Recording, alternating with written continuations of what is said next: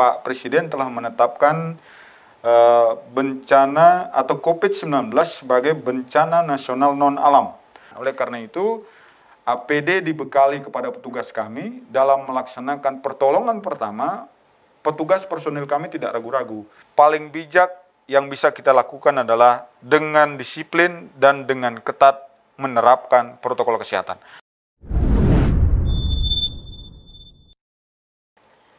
Om Swastiastu.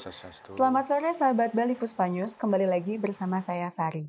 Di sore hari ini saya akan berbincang-bincang kembali dengan Kepala BPBD Provinsi Bali, Bapak Madirentin.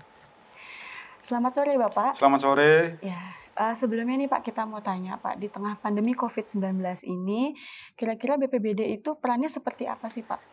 Ya, di tengah pandemi COVID-19 yang sedang melanda global gitu ya, dunia internasional, Indonesia, lebih-lebih kita di Provinsi Bali, BPBD tentu memiliki peran strategis. Di samping memang oleh Bapak Gubernur, kami di Satgas, Satuan Tugas, saya sendiri adalah Sekretaris Satgas. Oleh karena itu, di samping memang urusan tupoksi real kami di kebencanaan, kami segala urusan administrasi di Satgas di bawah koordinasi kami di Posko. Tempat ini, Pusat Pengendalian Operasional Tanggap Darurat adalah tempat posko penanganan COVID-19 di Provinsi Bali. Oleh karena itu, di samping memang tugas keseharian selaku Sekretaris Satgas Penanganan COVID-19 oleh Peraturan Perundang-undangan, Undang-Undang 24 2007 tentang penanggulangan bencana, para kalaksa di daerah diberikan 3 kewenangan. Pertama, melaksanakan kewenangan sebagai fungsi komando, yang kedua koordinasi dan pelaksana. Artinya, seorang kepala pelaksana BPBD di saat kondisi tanggap darurat seperti sekarang, Pak Presiden telah menetapkan bencana atau COVID-19 sebagai bencana nasional non-alam. Artinya, kondisi tanggap darurat ini, kepala pelaksana BPBD mengerahkan segala sumber daya termasuk personil dari semua stakeholder terkait. Ketika berbicara stakeholder terkait, tidak hanya kami di unsur pemerintah daerah, tetapi ada di dalamnya unsur TNI, unsur Polri yang kita ajak bersinergi bersama-sama dalam rangka kita melakukan upaya percepatan penanganan COVID-19 di Provinsi Bali khususnya. Nah, untuk situasi di Bali sendiri nih Pak, di tengah pandemi COVID-19 yang kasusnya kian hari fluktuatif aja, itu gimana Pak tanggapnya? Provinsi Bali awal mula kasus pertama terjadi di pertengahan bulan Maret. Kalau tidak salah tanggal 6, tanggal 10 Maret 2020 kasus pertama terjadi. Itu kalau tidak salah awal mulanya adalah warga negara asing yang sedang berlibur di Bali, didapatkan sedang sakit dengan gejala-gejala yang memang mendekati tanda-tanda kasus terkonfirmasi positif COVID-19. Setelah dilakukan pemeriksaan ternyata benar. Sejak itulah Pak Gubernur mengambil langkah cepat dengan pembentukan satuan tugas di Provinsi Bali untuk melakukan langkah-langkah dan upaya-upaya percepatan penanganan, mulai dengan kita memanage, melakukan upaya penebalan dan screening di pintu-pintu masuk ke Provinsi Bali. Sampai dengan 7 bulan kita bergelut menghadapi COVID-19 di Provinsi Bali, bulan Oktober ini kan sudah hampir mendekati bulan ke-7 kita berperang menghadapi COVID-19. Bali memang selalu terjadi fluktuatif. Tingkat penambahan kasus konfirmasi positif tertinggi pernah terjadi di kisaran bulan September, bahkan di tanggal 8 September 2020, kasus tertinggi pernah terjadi di Provinsi Bali dengan penambahan 196 kasus harian. Ini tertinggi dalam sejarah kami menangani COVID-19. Sampai akhirnya Bali ditetapkan oleh Satgas Nasional sebagai 10 provinsi prioritas yang harus mendapatkan perhatian khusus dari Satgas Nasional.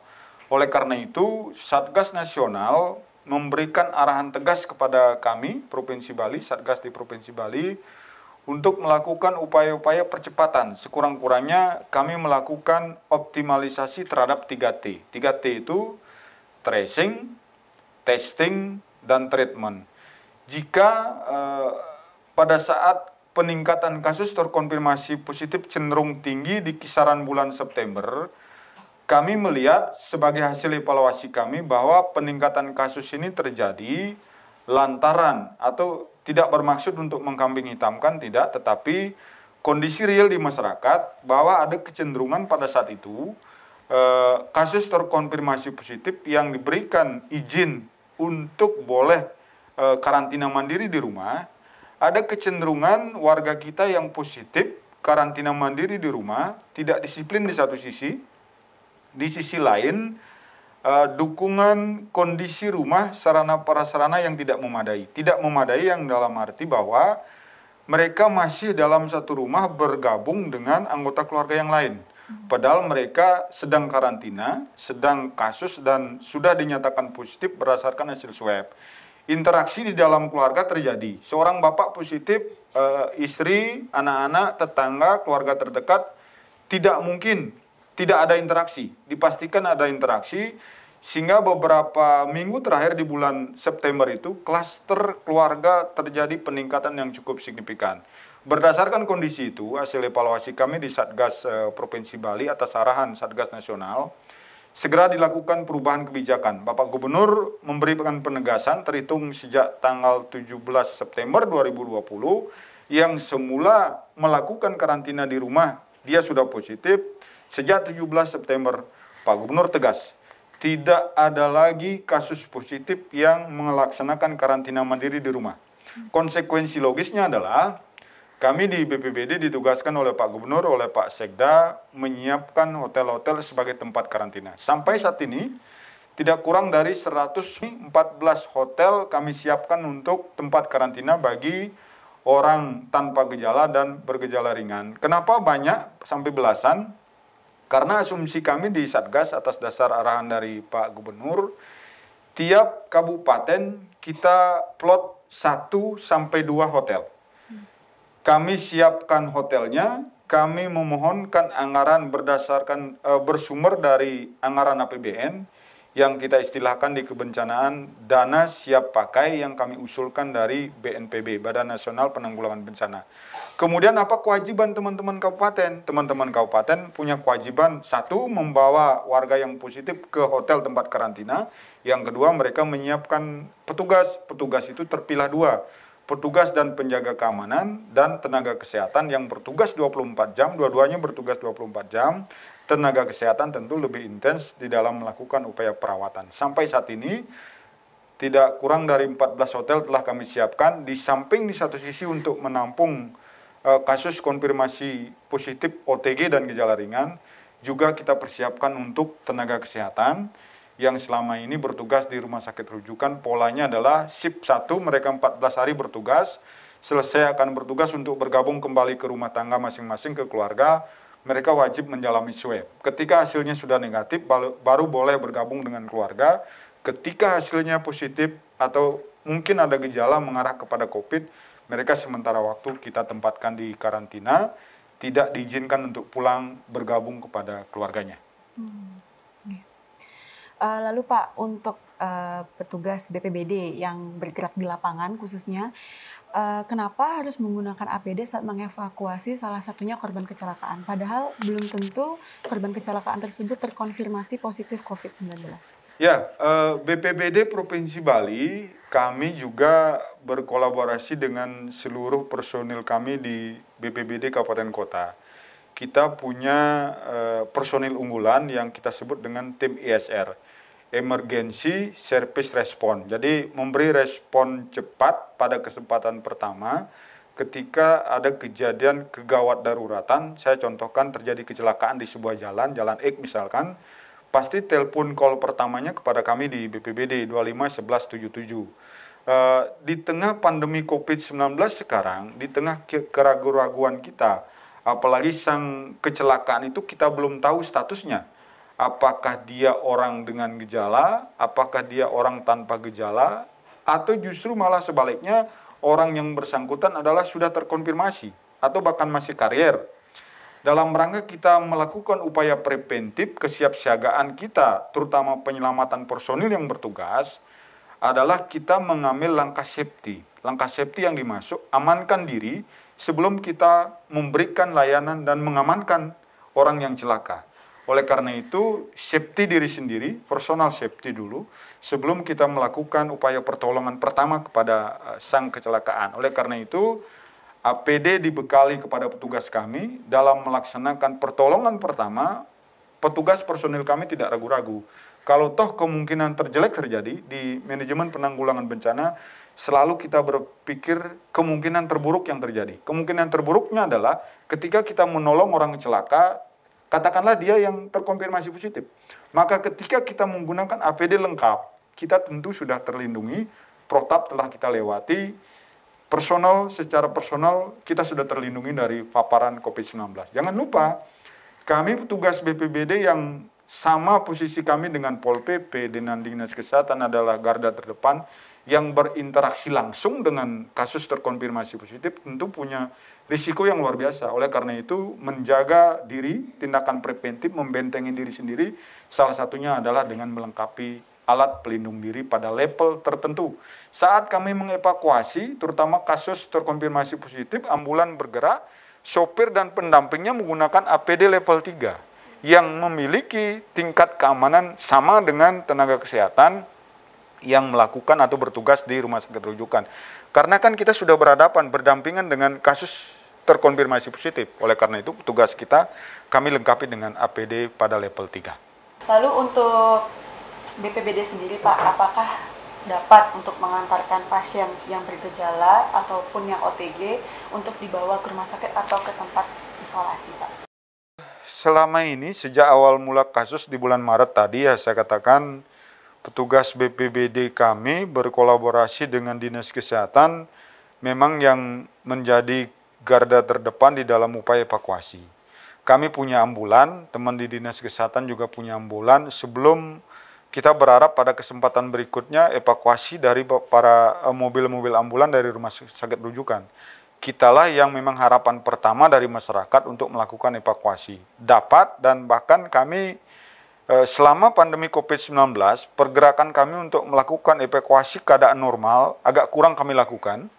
Lebih cenderung, lebih dominan kami melakukan evakuasi kasus-kasus terkonfirmasi positif. Sekali lagi, kami membekali teman-teman kami di tim evakuasi itu dengan berbagai peralatan, terutama alat pelindung diri yang betul-betul pada level aman. Artinya ketika mereka melakukan evakuasi terhadap kasus positif, ada dimungkinkan terjadinya interaksi face to face mungkin sangat kecil, tetapi interaksi memegang atau memegang media yang sama di mobil itu kan bisa jadi sebagai media penularan. Oleh karena itu teman-teman kami selalu mengikuti protap yang ditetapkan pada saat melakukan evakuasi terhadap kasus terkonfirmasi positif. Termasuk misalnya nih Pak, membawa jenazah dengan terkonfirmasi positif COVID-19 ke tempat distanyakan, apakah dapat? Pemilahan tugas, karena kebetulan untuk yang meninggal ada 2 step ya. Terhadap kasus konfirmasi positif yang sampai meninggal, perlakuan pertama dilakukan pemulasaran di rumah sakit rujukan. Pemulasaran itu dilakukan oleh tim tenaga kesehatan yang ada di rumah sakit itu sendiri.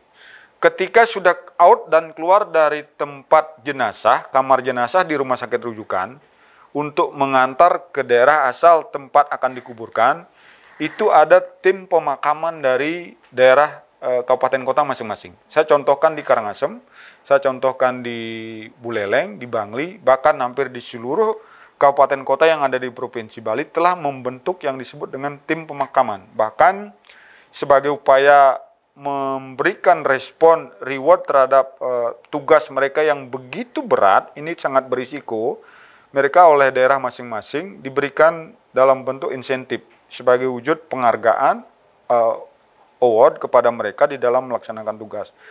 Proses pemindahan, evakuasi dari tempat kamar jenazah ke tempat penguburan, biasanya kami ada mengambil koordinasi dengan baik bersama teman-teman kami di rumah sakit rujukan. Teman-teman tim pemakaman di kabupaten kota, mereka tinggal menunggu di setro, tempat kuburan akan dilakukan pemakaman. Semua kewajiban pada saat sudah tiba sang mayat di tempat penguburan, Di samping memang didampingi oleh pihak keluarga, tim pemakaman di kabupaten kota yang lebih dominan diawaki oleh tim BPBD kabupaten kota, ada Satpol PP-nya juga, termasuk teman-teman dari Dinas Kesehatan. Bahkan di Buleleng pada saat saya sempat datang dan kunjungi tim pemakaman di Buleleng, mereka bekerja secara shift. Bahkan ada 5-7 kelompok. Mereka di dalam mengakomodir proses pemakaman terhadap warga kita, saudara-saudara kita yang memang meninggal, tetapi sudah terkonfirmasi kasus positif COVID-19. Untuk harapan ke depannya nih Pak, untuk masyarakat juga terutama. Ya, kalau kami dari Satgas Penanganan COVID-19 Provinsi Bali, Pak Gubernur, Pak Wagub, Pak Sekda selalu memberikan himbauan kepada seluruh masyarakat, lebih-lebih Keramu Bali, sejalan dengan penegasan yang disampaikan oleh Satgas Nasional Pak Letnan Jenderal Doni Munardo, beliau adalah Kepala BNPB. Di tengah vaksin sedang diuji cobakan, pilihan paling bijak yang bisa dilakukan oleh kita semua, masyarakat, termasuk kami yang para petugas yang ada pada garda terdepan yang memiliki tingkat risiko yang sangat tinggi, paling bijak yang bisa kita lakukan adalah dengan disiplin dan dengan ketat menerapkan protokol kesehatan. Apa saja protokol kesehatan yang harus kita lakukan? Simple, hanya melaksanakan 3M. Memakai masker, mencuci tangan, menjauhi kerumunan, atau menjaga jarak. Oleh karena itu, Kramo Bali sareng sami, Ritat Kalau Irago tetap masih berperang menghadapi COVID-19, ngiring sareng sami patuh dan menjalankan kebijakan yang dikeluarkan oleh pemerintah Provinsi Bali dalam hal ini, Silih Sinunggil adalah tetap secara disiplin menerapkan protokol kesehatan, memakai masker, menjaga jarak, dan mencuci tangan sesering mungkin. Astungkare, Irago sareng sami, Gumi dan Jagat Bali, Kramo Bali sareng sami tetap dalam lindungan Ide Sang Yang Widi Wasa. Baik, terima kasih banyak ya Bapak ya untuk sore hari ini. Begitulah bincang-bincang hari ini bersama dengan Kepala BPBD Provinsi Bali, Bapak Madirentin. Nantikan talk show selanjutnya di Bali Puspa News. Om Santi Santi Om.